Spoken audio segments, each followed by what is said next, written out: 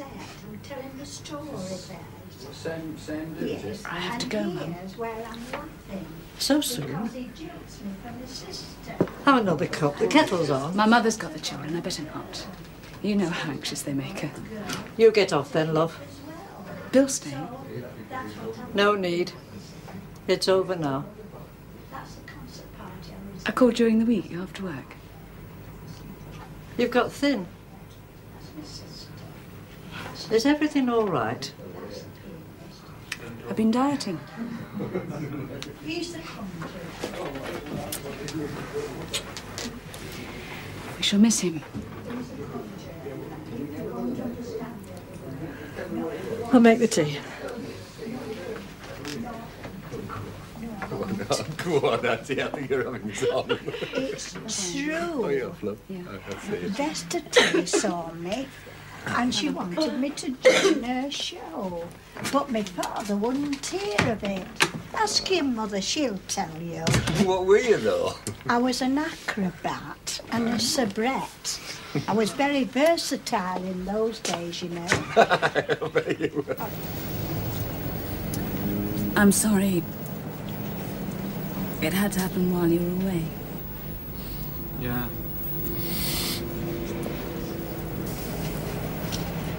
I read the papers. Are you in trouble? There's a censure move here this afternoon. Sure. There are people who think it a bad show to vote against the party when it's in power. Also, I left the house on Thursday without the whip's permission. Christ. No. Just a distant relative.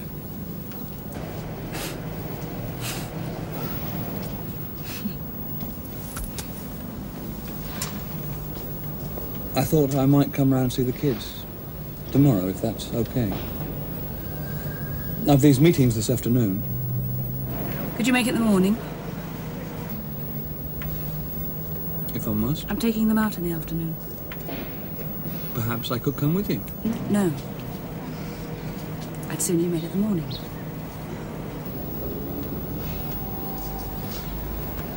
Ten?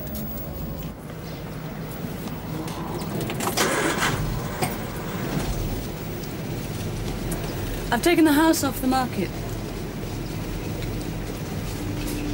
I think you should tell your mother soon. And this is.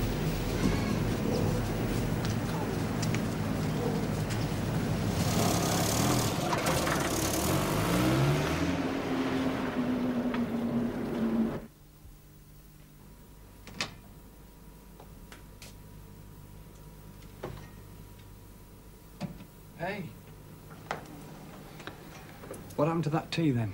You missed it seeing Miriam off. I'll make another pot in a minute. Are you all right? I'm fine.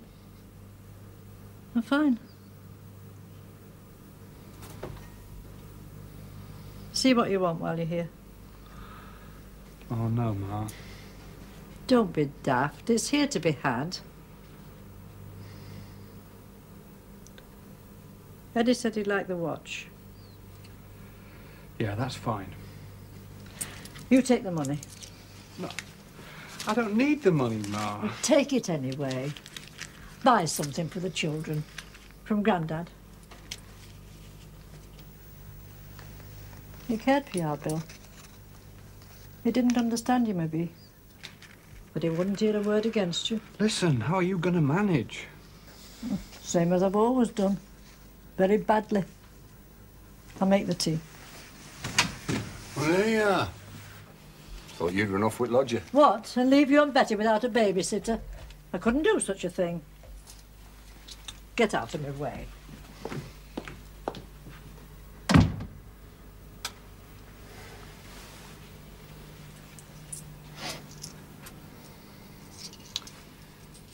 What about the watch, then? Yeah, that's fine. Great.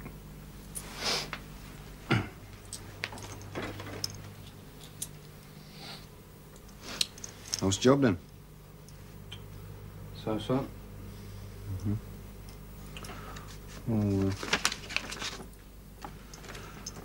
Oh, I'll get these cashed. Must be 30 quid there. And I've sent off for a death grant. Well, at least you've got one. What? A job. Lynch's are closing down at end of week. I'm going to be down to foreigners. Is there nowhere else? You must be joking. They're going down like 9 pins. Well, there won't be a shirt shop left in Manchester by end of year, Lynch says. Here's these, look.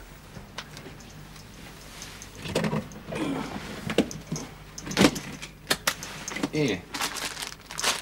Oh, take a look at that. A quid. A quid? I mean, Lynch does not under 2.25 and he's at cheap end. It's Taiwan. Imagine their take-home pay. We're going to be eating these by end of year, you know, because they're going to be cheaper in food and more plentiful. Here, do you fancy a couple? Thought you bobbed a pair. I've got a shirt. Really? Well, why didn't you wear it then? Hey, come on, I thought you lot were elected to put economy right. Well, here's your chance. 2 for 25, Bob. Ah, go on. Extraordinary meeting of the Legally Executive Committee, called at the request of Comrade Shaw, to determine whether a vote of censure should be moved at the next formal meeting of the General Management Committee. Comrade Shaw. On a point of order, Chairman. Yes? This committee numbers 12. We're only 7. I think you'll find that we are a sufficiency. I think the rule book is specific on the matter. Yeah? That's not my point, Chairman. I think it's a pity such a serious issue should be raised when only half the committee has been summoned. I suspect that that came out rather different from what you intended. Perhaps you'd care to rephrase it. Yes, of course. When only half the committee is present. Thank you. We'll have your regrets minuted. Now, would you care to...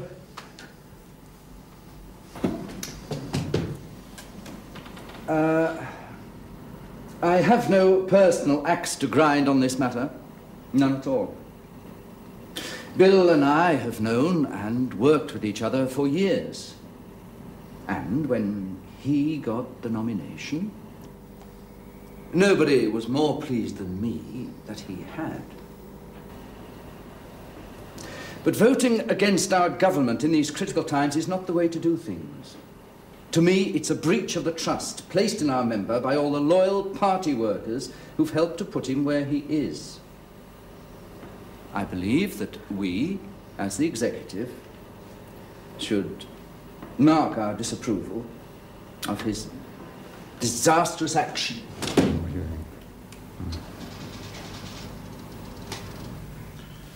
I'd like to say a word for the engineers, many of whom are loyal party workers. Information arriving at my district office suggests that there is overwhelming support for our member in his principled fight to secure jobs for working people. Maybe ICI accountants feel differently, but my members, including the treasurer, will support Comrade Brand to the hilt. To the hilt, comrades, let there be no mistake about that here today. The Transport and Allied feel the same. And we will resist all attempts to weaken his position in London by attacking him on his own doorstep. When is a socialist not a socialist when he's in power may apply to many down there, but it doesn't apply to Bill Brand. Yeah. And if you want my personal opinion, I think it's a bloody disgrace that this meeting was ever called in the first place. I've heard nothing but praise on the knocker, and that's where it counts. We met last night. I'm asked to read you the following resolution, passed unanimously. Lely Young Socialists express total solidarity with Comrade Brand in his principled struggle against the forces of reformism within the party and against capitalism and imperialism in the wider arena. Smash the armed bourgeois state. Thank you. Well, we could proceed at once to a vote, comrade. Or you could simply withdraw the motion. We all know how excited the local press get at the first sniff of disunity in our ranks. It's worse than bloody Chicago. That was rigged, Alf. Don't talk wet, Bill. Shaw's a sodding menace. You know it, I know it, Frank knows it. Why doesn't he get wise and join the bloody Liberals? Hey, look. Notices of this meeting were sent out, weren't they? On file. Check if you like. All right.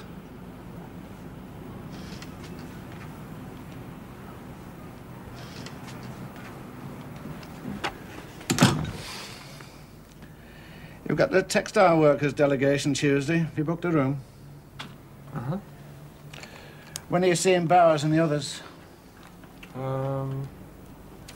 Monday. Busy week. Where do I stand with you, Al?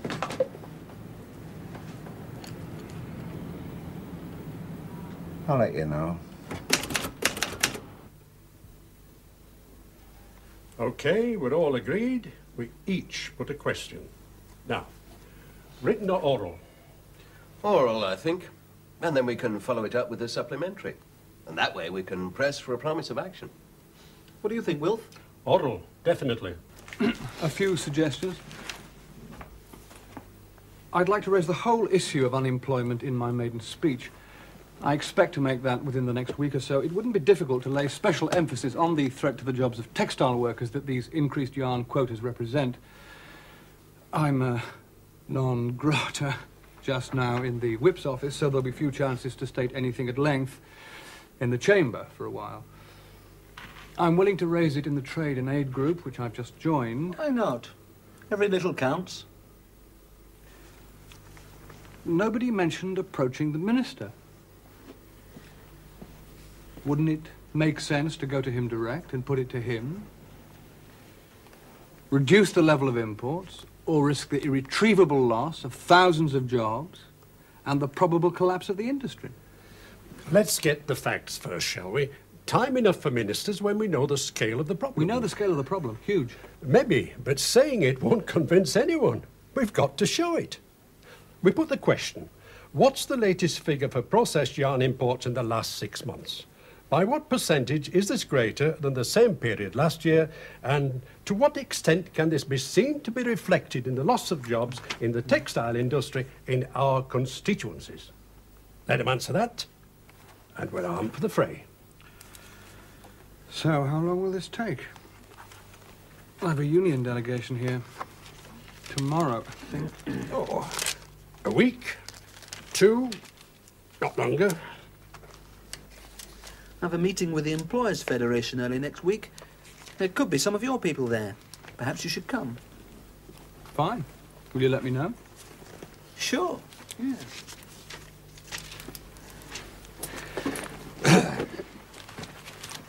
Okay. Must dash. Lunch with a merchant banker. The majority of 243, I can't afford to get too set in my ways. Well, that must be off too. Right. Bye. Word is you went absent without leave. That's their story, and they're sticking to it. I tell it differently. Better look out, lad. Can be bloody lonely, a place like this. Hello, Will.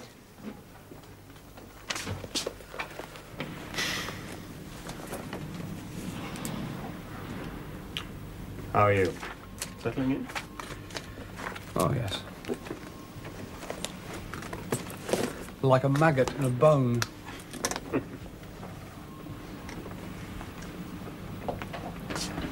I think you rather impressed the boss last week. And others, apparently. Yeah? Mm-hmm. David Last, for example.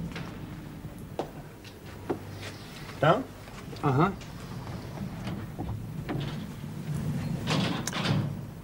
I had a drink with him on Friday. He said he'd like to meet you. Is that so? Well, I'll see if I can fit him in. No, you'll fit the minister in. I'd wager on it. Word has it he'll be looking for a new PPS after Christmas. Only the voluntary blind need apply?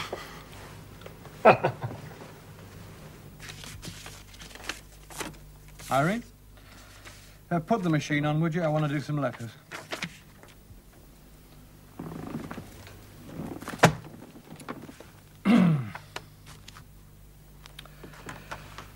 To housing manager, etc. Headed Mrs. Lillian Jeffries, 293 Hillock Hall Road, Lely. Dear Mr. Benson, thank you for your letter, which still doesn't answer my original query. Was Mrs. Jeffries evicted from her flat for rent arrears? Her rent book suggests not. For keeping pets, she has, to my knowledge, 2 goldfish and a tortoise. Hardly a burden on the neighbours. Or what? You're busy. Oh, come in. Irene? Irene? I'll ring you back. Yeah, fine.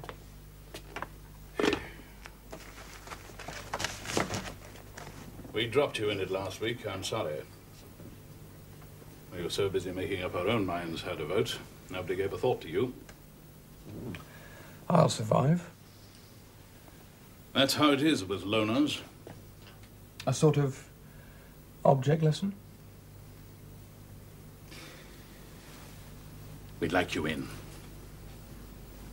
Need you. What would it entail? One aim. To keep this government of ours on the rails. To fight for the realization of the manifesto. All of it. Root and branch. Your aim too, I take it? I didn't mean aims, quite. We're a group. A faction within a democratic party. We argue, we reason, we persuade.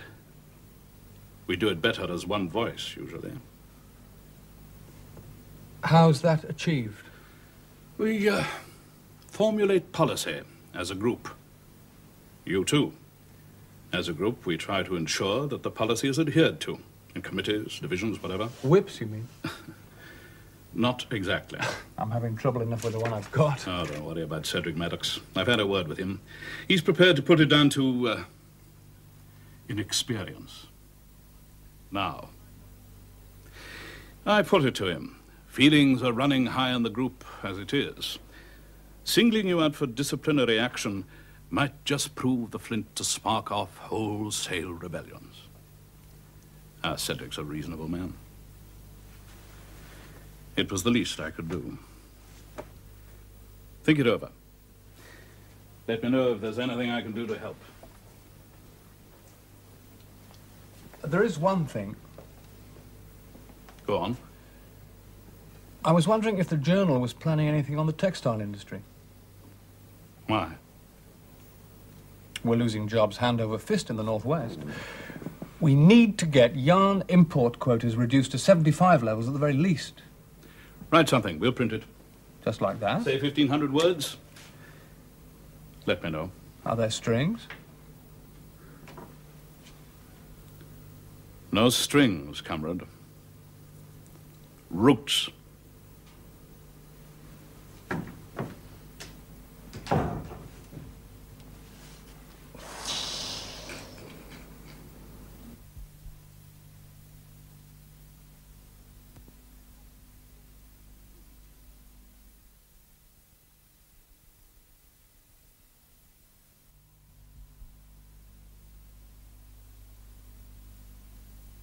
Goodbye.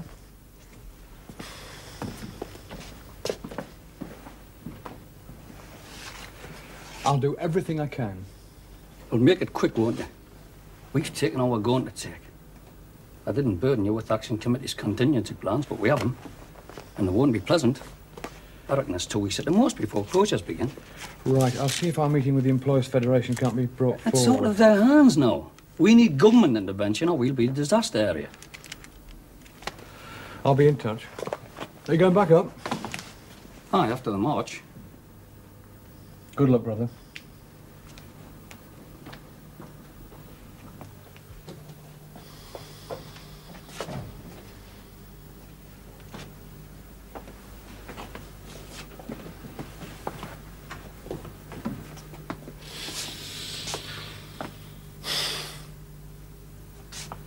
Do you want something? I left a bag. Excuse me. Please. Sandwiches. You're from Bryant, aren't you? That's right. And where originally? Lahore. Do you have a family there? Many. 6 brothers, 2 sisters, uncles. So, what happens to them if we halve these quotas? They lose job. You are socialist, Mr. Brand. You know about the old bitch capitalism. You know where she work, worker against worker. I see it. I can't find way to change it.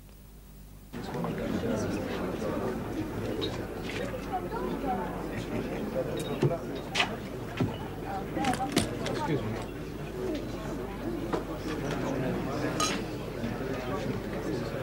Brand, isn't it?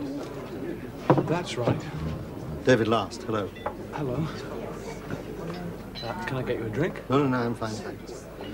May I? Sure. We met before, haven't we? That's right. 64 election. I was one of your drivers. Shotland Steelworks. Ah, yes, that's right. And here you are. You making out? You tell me. Cedric Maddox wanted us to withdraw the whip. Word has it he's still threatening to resign. Won't, of course.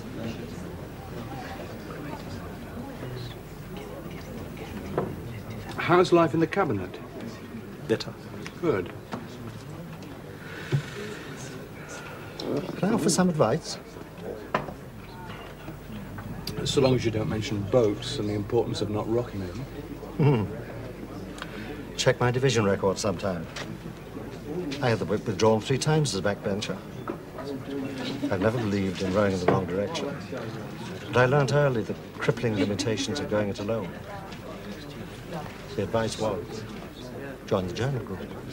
Be effective. I'm having talks with Starr and 1 or 2 of the others. Good. Make sure of your local party. What's the EC like? They're ferocious. They've got me eating out their hand. They're okay. Thank you very much. Well, I've got to wind up this debate. That was Phil Renshaw, my PPS. I'm losing him Christmas. Don't make it too hard, will you? Well, come over to the house and eat the supper. Thank you, I'd like that.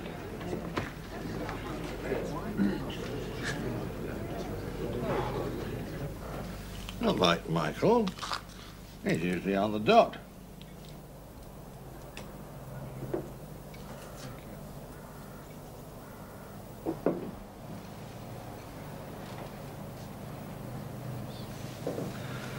Perhaps we should begin. I think that might be a trifle irregular. It was Mr. Welburn who asked for the meeting.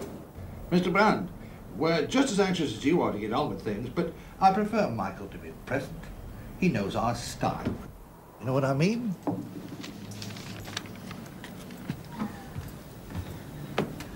Apologies, gentlemen. My secretary gave me 1 meeting too many, I'm afraid. Martin, James. Bill, you made it then. Michael? The Textile Employers Federation expects its consultants to be punctual.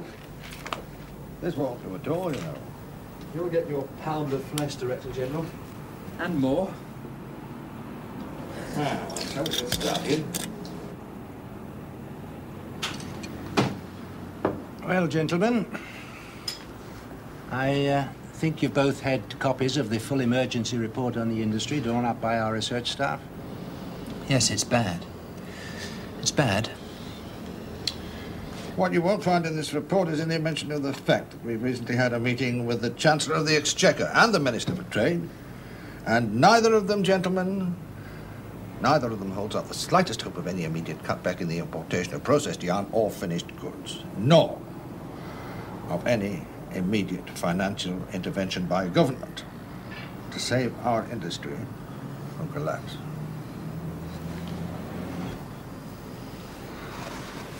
Well, I'd have expected that pretty well, Martin, given the state of the country generally.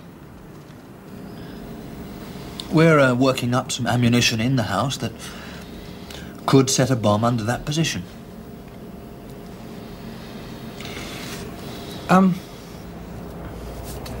You talk about a major series of closures involving 30% of the workforce. What's the figure based on? Well, largely from members' forecasts and predictions for investment strategies.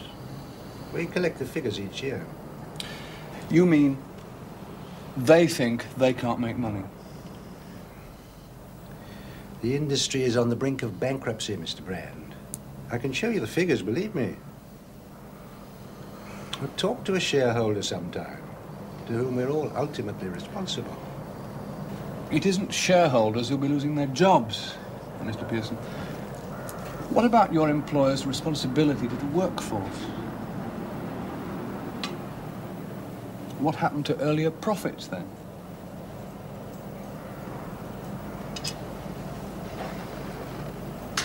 You didn't make them on your own, and you shouldn't have disposed of them on your own. Profits, Mr. Brand?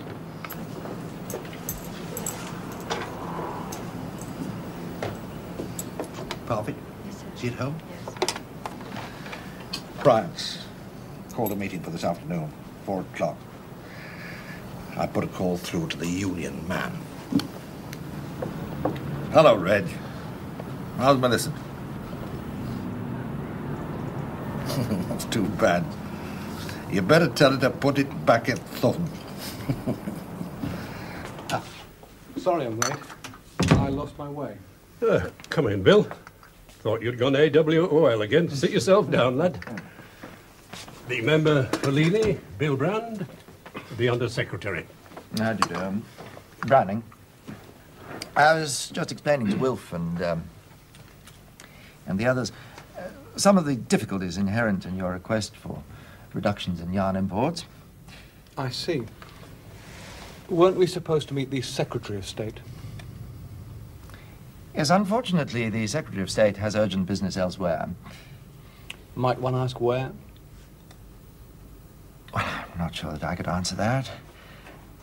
As I understand it, something cropped up last evening. I've already conveyed his regrets to your colleagues here. Is this meeting minuted?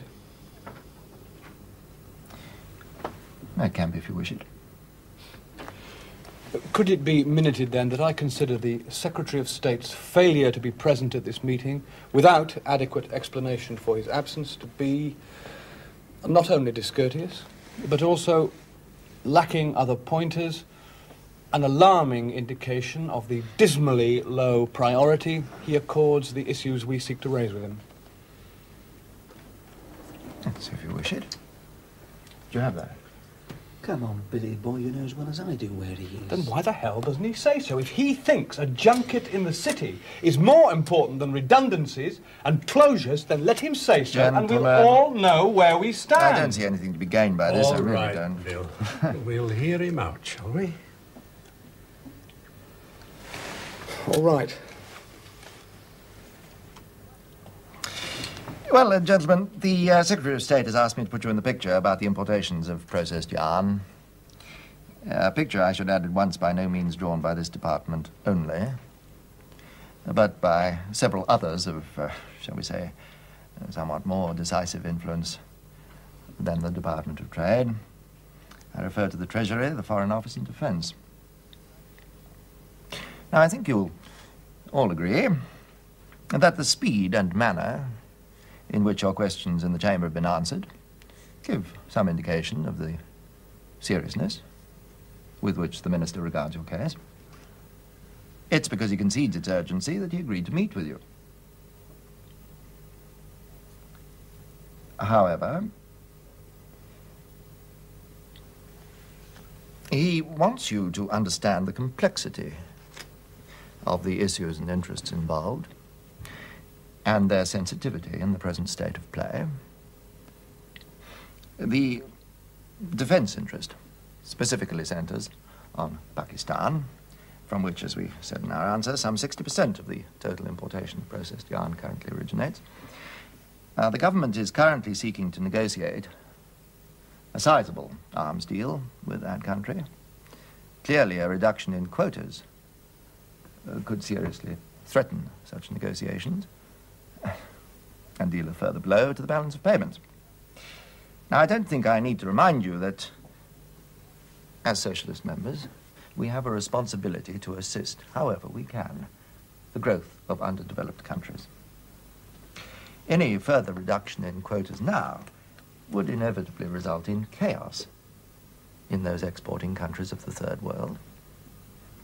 And my ministry is clear that any attempt to cut back on imports from the poorer countries of Asia would meet with the bitterest resentment from his colleagues in overseas development. I turn now to the new issue you raised in your letter seeking this meeting with the Minister, namely the question of government intervention in the industry in the form of loans or grants, or by taking equity in the industry, or by taking the industry in whole or in part into public ownership. He asked me to say that while these decisions do not, strictly speaking, fall within the scope of this department, he will refer the matter to the Cabinet Study Committee for Trade and Industry, where he'll be able to secure the views of other ministers and departments. He's asked me to add that from discussions recently held in that committee with the Chancellor, he seriously doubts whether the capital required for compensation following nationalization could actually be raised in the present critical state of the economy. Well, I do hope I've accurately conveyed the real nature of the Minister's concern in this matter.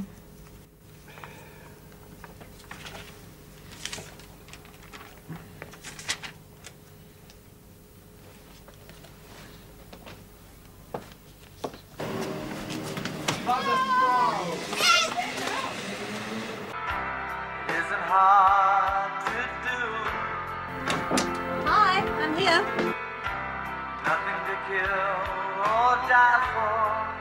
Ah, is this some sort of proposal, Mr. Brand? Touché, comrade. There's a simple explanation, actually. Glad to hear it. I met a delegation from the Mothers' Union this afternoon.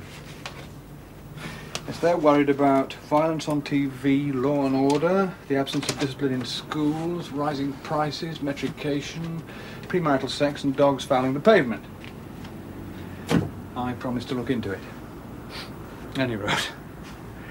One of them had a daughter with her, about 3, and I suddenly got this image of myself as a real politician, you know. So I picked her up, gave her a kiss, sat her down on my knee, and the next thing I knew, she was pissing down my leg. And since I only have one pair of trousers with me in the metropolis, you gain unearned, I might add, this first unexpected glimpse of my legs. Very nice. Where is it? It's here. Do you want to record? No, just play back.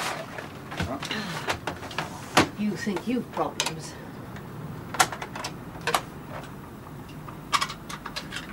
So, what's it all about then? Shh. Listen. Oh, let the ass off you. Oh. Yeah. Oh, that's it. Just stay like that. How does that feel? Oh, my God. Oh, yeah? Jesus, that hurt. It's okay. Hey. Hey, lie down again. Lie down. Daddy.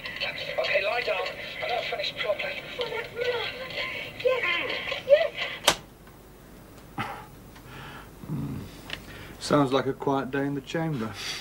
I've got a room full of this downstairs. Compliments of a new Festival of Light detachment just formed in my neck of the woods. Some of them must do nothing else but collect this. Pressure, is it? Could be, I suppose. They know my position, I think. Now, they're flooding the house with it. I'm surprised you haven't had yours. Mine's probably been stopped by the whips. What do you think of that? It degrades women, that's for sure. Still, I'm not too keen on morphine, but I can see its uses. Poor buggers. Do you want a drink? No, thanks. Have you eaten? No, I got something in. Well, come on, I'll treat you to a Chinese on the corner. Well, I should do some phoning about these textile closures. Oh, yes, you saw the minister. Like hell we did. He didn't show. Well, it'll wait an hour, won't it? Sure. I've no trousers. Well, bring them down. I'll put an arm over them. Go on, get your things. Come in. Hello, Tom. Evening, Tom. Evening, Bill. Winnie? Can't stop, Tom. Going for a meal. Oh, well, go easy. Okay. Oh, yes.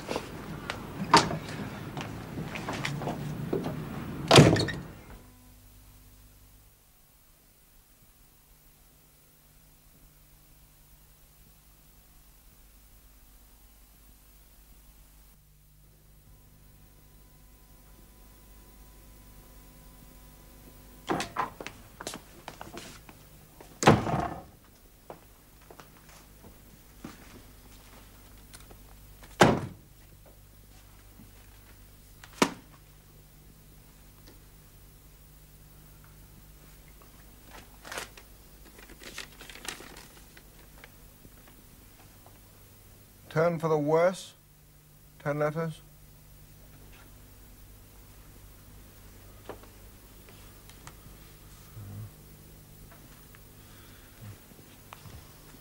Revolution?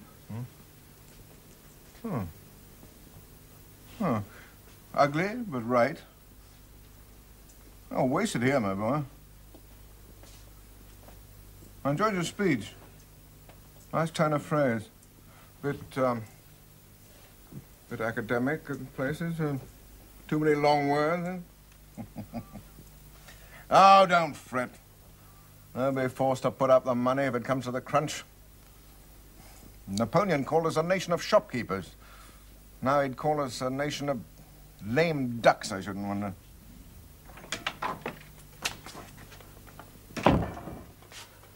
Great speech, Bill. Really good. You can always tell a good speech by watching the front bench. Nothing. Not a flicker. Freya looked as if it swallowed a shuttle. We've got him on the run, lad. Like hell we have, Wilf. I asked for another meeting. With him there, I mean. Oh, should have waited a week or so, lad. He's got his face too, you know. Sod face, Wilf. We're talking about men's jobs. Oh, keep calm, keep calm. Look. You've seen the papers, have you? Aye. Saddler advertiser's full of it too. And this is only the beginning, Wilf. Well, we'll think of something.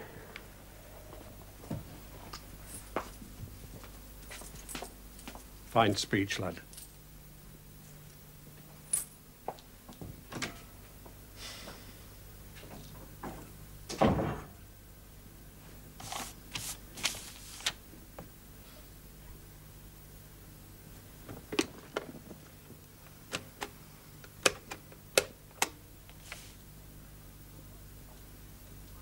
Yes. I'd like to speak to the Secretary of State for Trade, please. Brand, member for Lely. All right.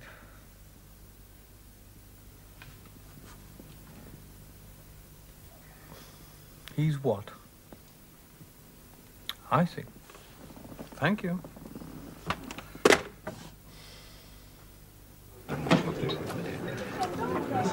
Bill, join us. I think you know David. Hello? No, thanks. There's someone I've got to see. Nice article. Sorry we had to cut a bit. Thank you. Can't it wait? It's weighted. Excuse me.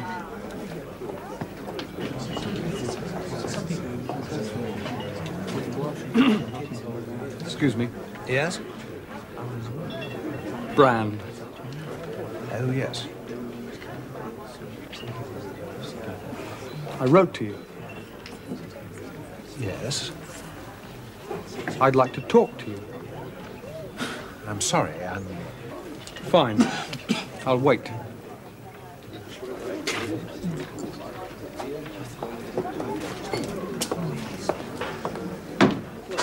It's just possible Comrade Brand is about to sort out the right single-handed, starting with friend Freer. Oh, dear, I do hope he doesn't do anything foolish. Well, not too foolish. How can you do to Freer? How can you attack a swamp? Can I get the drinks while we all ponder that last extraordinary noble utterance?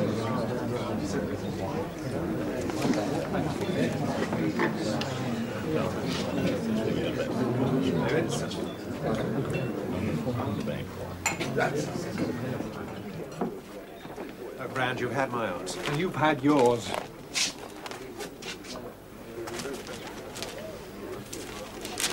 So, what are you going to do?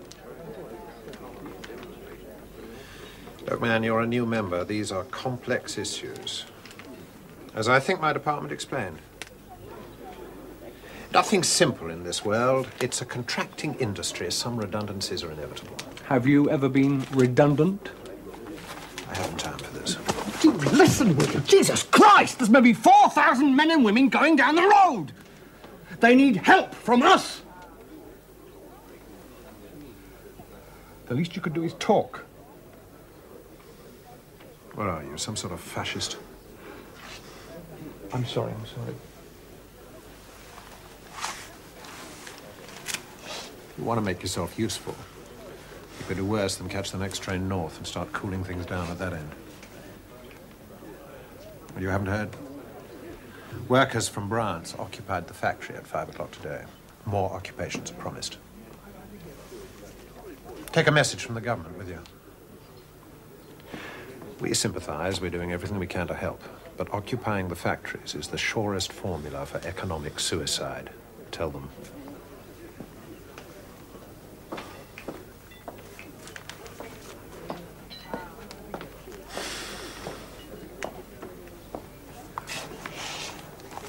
Are you all right?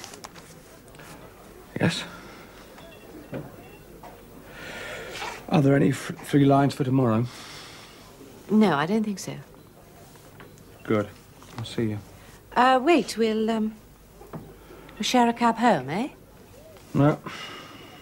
I'm going north. It's trouble at Mill. Bill, Journal group meets Monday. Will you be there? I might. By Monday, the group might not want me. See you.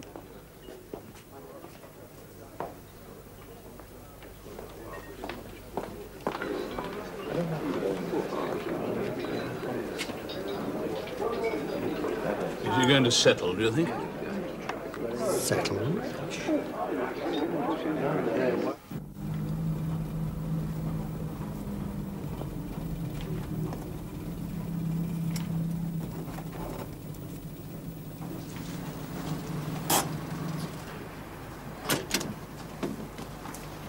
Will there be press? I've no idea. Act as though there are, for Christ's sake. Last night, they're keeping the press out. They'll tell them they only got nothing, these buggers. Maybe they know a thing or two, then. What's that supposed to mean? Which word is giving you trouble, Brother Parfit? Hey, right, come on, let's get in there. Worked all my bloody life. Madness, this is. Destroy a bloody industry. What do you want? Bill Brand, MP. I've come to find out what's going on. Who's he? He's my agent. Just a minute.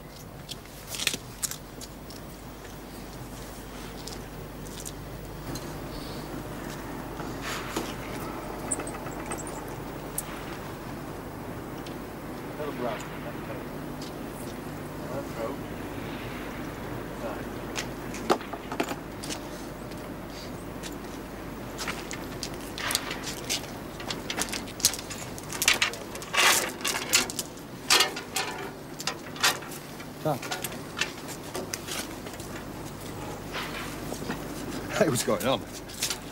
Hey, come on, you all know me. I'm the union representative. Come on, lads, you all know me. Precisely, Brother Parfit. We know you only too well. Now, piss off. Go on, ring a boss or something. We found the word strictly in the main block. Georgie. How long can you keep this up? As long as we have to. Reducing, I mean. Week, there'll be more. We're at the banks for credit. No dice so far.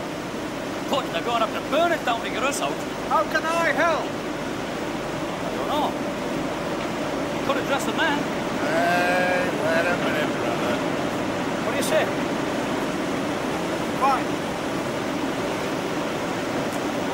And this occupation, unique in the textile industry, signals a break with the past and a commitment to the struggle for the future.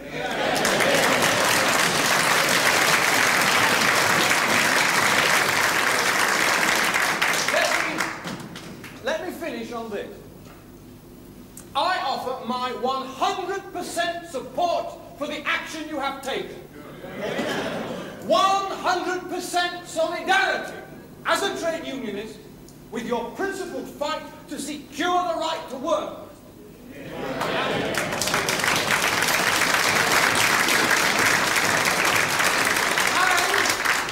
And I will do everything that I can to see that that fight is represented in Parliament.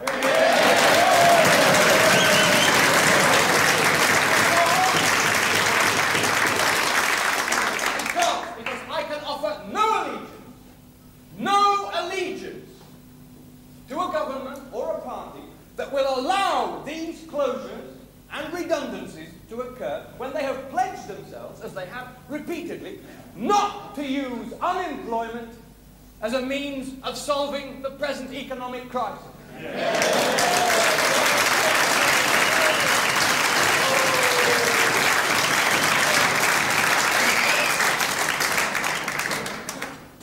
One final word of advice, brothers and sisters. Make sure you win.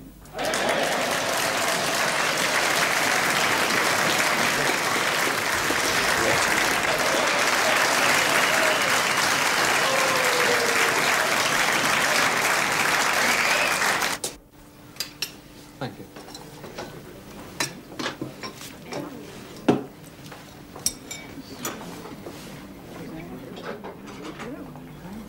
It's a funny word, yarn. Yarn. Yarn, yarn. Originally, it was the word for gut. That's the long tube in your stomach down which food passes. If you saw one outside the body, see, it'd look like a long piece of rope. And then, later, it became a story.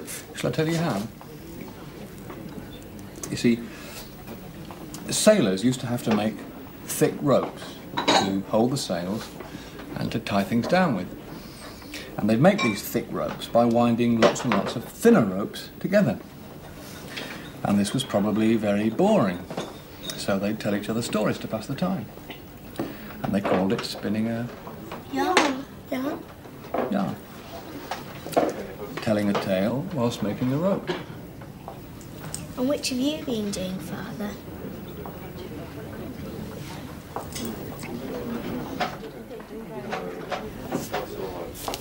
I wish I could answer that, Brown Eyes.